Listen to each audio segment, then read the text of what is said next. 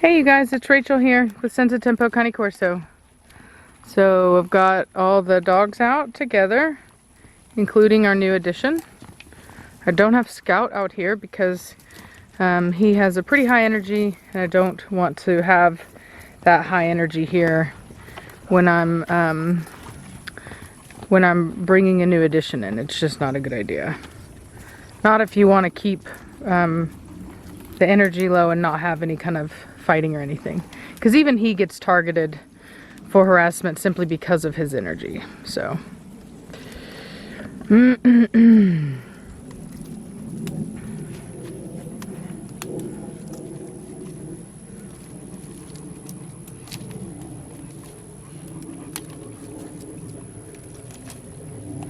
yeah, Batista was testing my patience earlier. He went to the end of the driveway, decided he wasn't going to come whenever I called him, so had to get onto him a bit. He had been doing pretty well.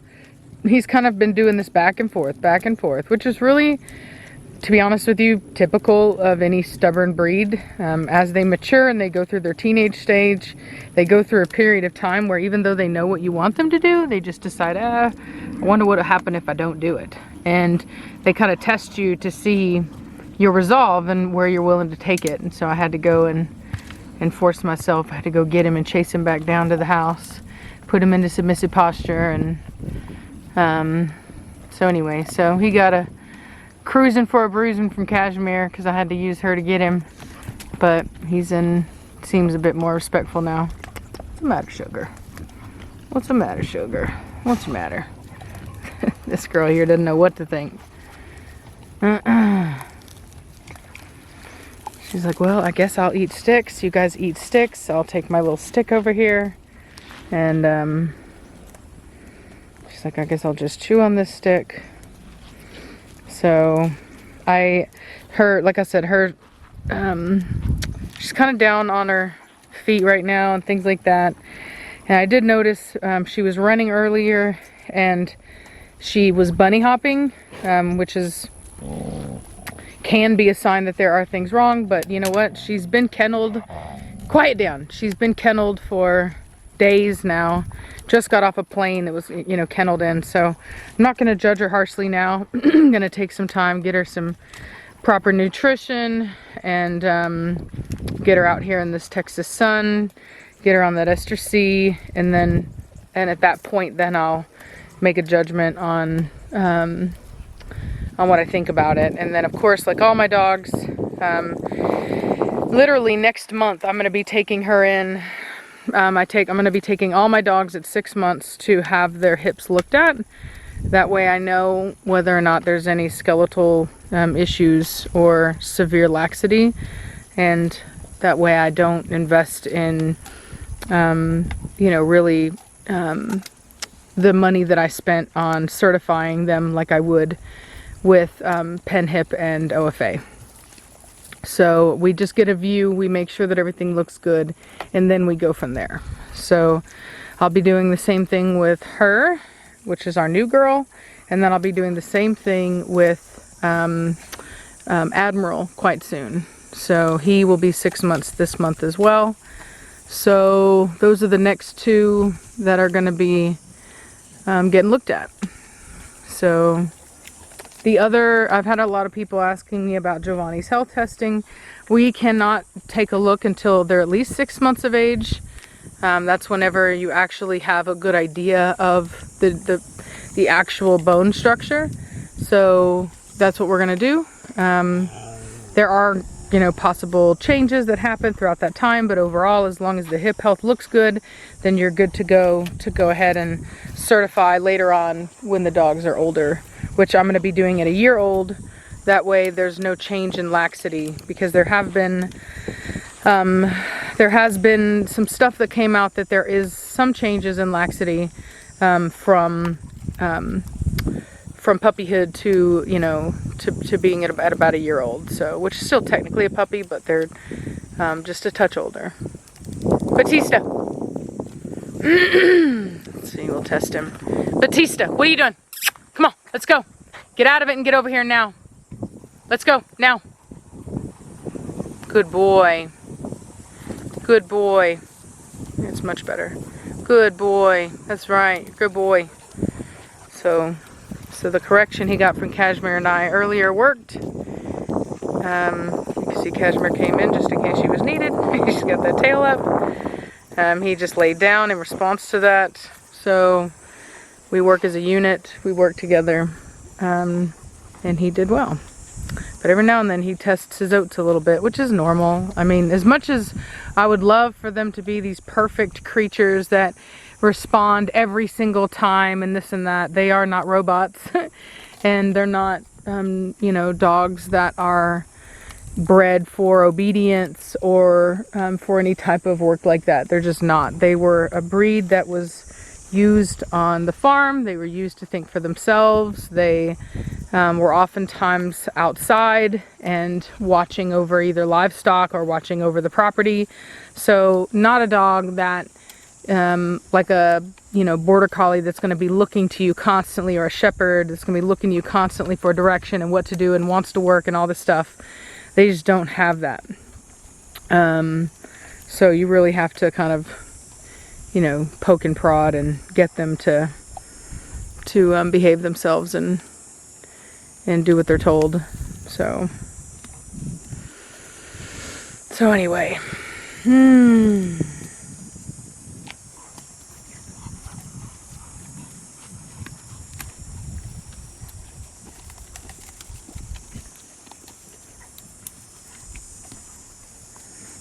sorry. So I'm like watching this female move off camera. So I guess I'll just put it on her. And I can kind of tell you what I'm looking at. What I don't like about her currently is that, and like I said, she's a puppy. This could all change. As a breeder, one of our issues is that we can be overly critical. And so just keep that in mind. But so one of the things I don't like is that, almost like a shepherd, she seems to kind of keep her rear beneath her. Like I said, I did see earlier that she did do some bunny hopping. But I'm just kind of letting you guys know what I look at. And what I'm talking about, like what I'm looking at and what I'm referring to.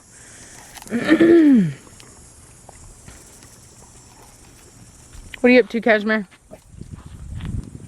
What are you doing, Batista? Where do you think you're going? I'm watching you.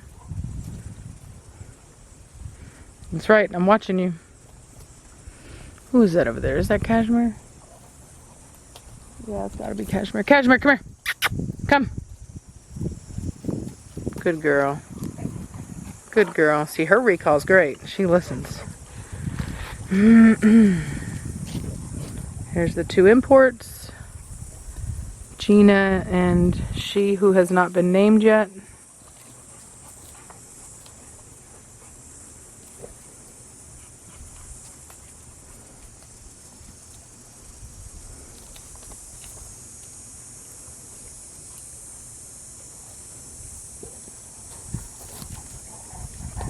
Looks like they're pretty hot.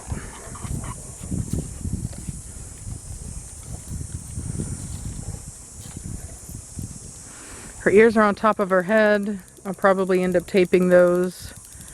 I'll do a video for you guys to show what I did and how I fixed that. Her coat's really shiny, and overall she has good muscle tone. She doesn't seem to be thin. Come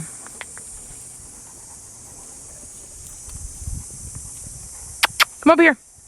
Where are you going? Watch out. Good girl. Come on. Good girl.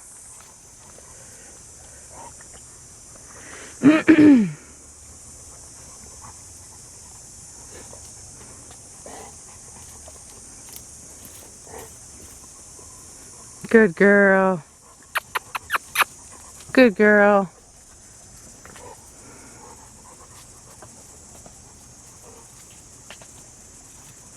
What are you doing? Come on. Oh, she's pushing through. Come on. Pretty girl. Pretty girl.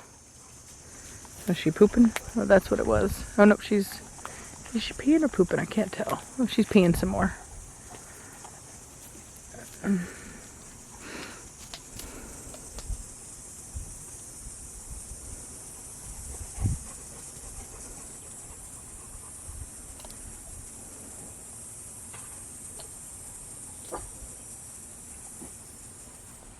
Blondie's looking pretty. You have to pardon me, the ragweed has been really bad here.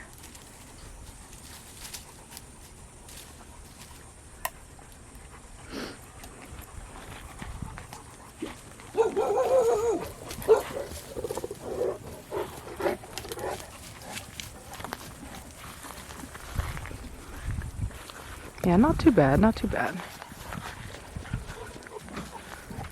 That's better. She's still kind of crouching a bit, which is fine. It's kind of hard to judge whenever she's in a new environment. She's probably trying to stay low. But you get a little paranoid when you bring imports in, you know what I mean? It's a little harder to, you don't always have the same assurances that you do whenever you buy American. And actually, that's not even true. I mean, it's not like there are no Americans that have screwed people over. So, I'm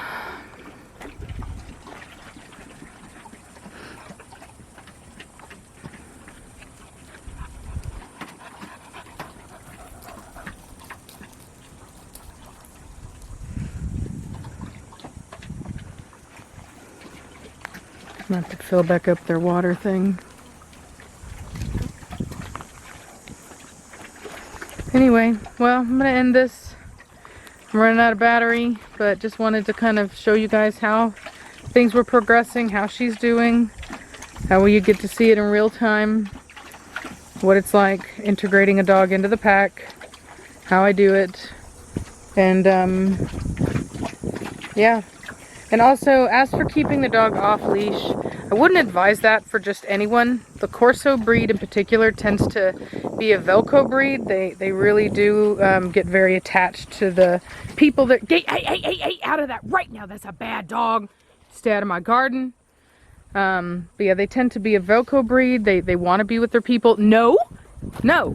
And so that it's easier to keep them like that. You know what I'm saying? Get out of it, Gina, get out of it. So she was actually right behind me. Gina, no! Shh, stop it. No. Come on, let's go. You guys, let's go inside. All right, y'all, I'm going to end this here. I hope you guys are having a good day. I'll talk at you later. Bye!